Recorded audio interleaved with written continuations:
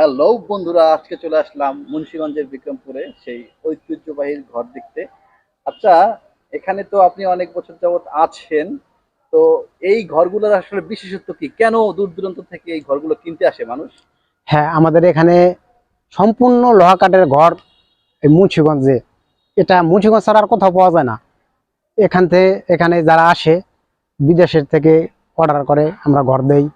এখানে আমাদের অনেক 16-17টা ঘর আছে। ছোট ঘর, বড় ঘর, বারান্দালা ঘর।